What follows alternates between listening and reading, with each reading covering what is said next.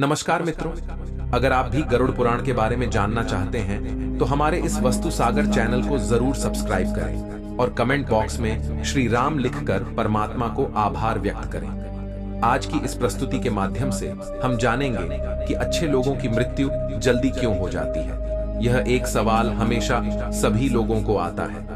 अक्सर यह देखा जाता है कि अच्छे से और धर्म से चलने वाले लोगों की मृत्यु अक्सर जल्दी ही हो जाती है।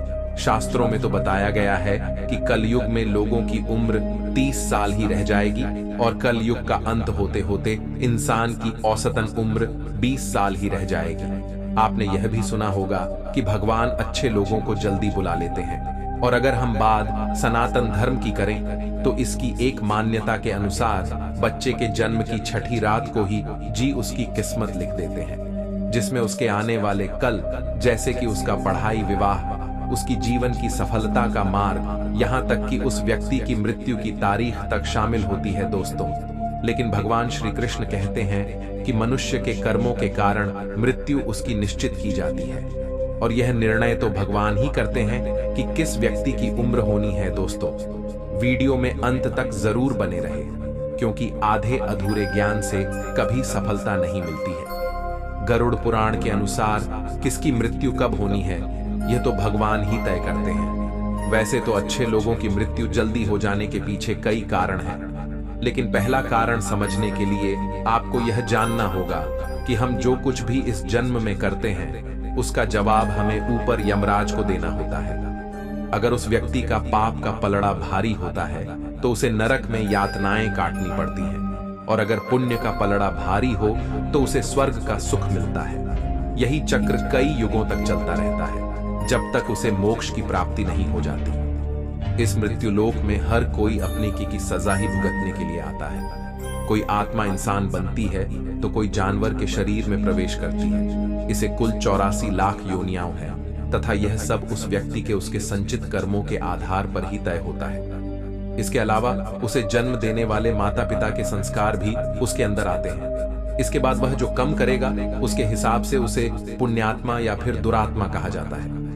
अब यही पुण्य आपकी मृत्यु की तारीख को भी बदल देते हैं। जिस तरह से एक जज जेल में रहने वाले कैदी के व्यवहार को देख उसकी सजा कम कर देता है, ठीक उसी तरह भगवान भी देखते हैं कि इंसान मृत्यु लोक में जाने के बाद अच्छे कर्म कर रहा है और उसे अपने किए की सजा मिल चुकी है, और जब उन्हें लगता है कि अब उसे मृत्यु लोक में नहीं रहना चाहिए तब वह उसे वापस अपने पास बुला लेते हैं।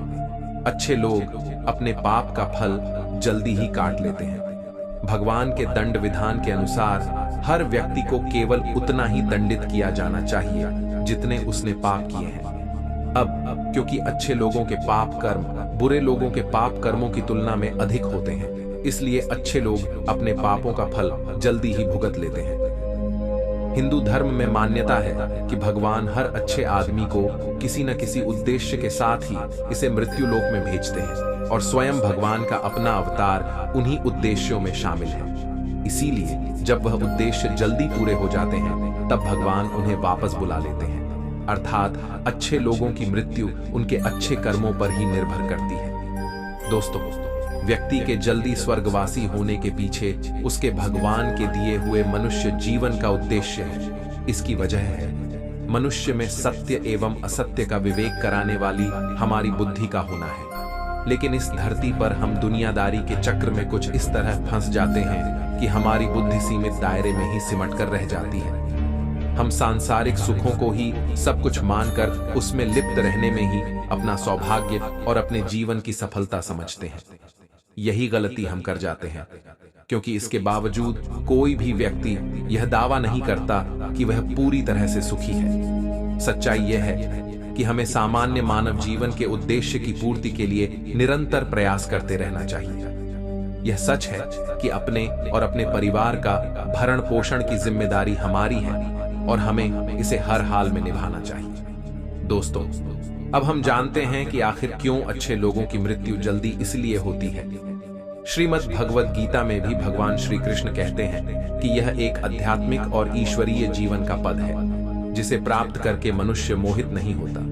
अगर कोई जीवन के अंतिम समय में भी इस तरह की स्थिति में हो तो वह भगवत धाम में प्रवेश कर जाता है। मनुष्य कृष्ण भावना मृत यादें जीवन को एक क्षण में तुरंत प्राप्त कर सकता है और हो सकता है कि उसे लाखों जन्मों के बाद भी यह प्राप्त न हो। दोस्तों, यह तो सत्य को समझने और स्वीकार करने की बात है कि हम सभी एक निश्चित समय के लिए धरती लोक पर आते हैं और कुछ विशेष कर्मों को करने के लिए आते हैं। जब हमारे कर्म पूरे हो जाते हैं और इस जीवन के लक्ष्य प्राप्त हो जाते हैं तो प्रभु हमें परलोक में एक सहज जगह प्रदान करते हैं। भगवान श्री कृष्ण और अन्य देव देवता कहते हैं कि वास्तविक जीवन तब शुरू होता है जब यह भौतिक जीवन समाप्त हो जाता है।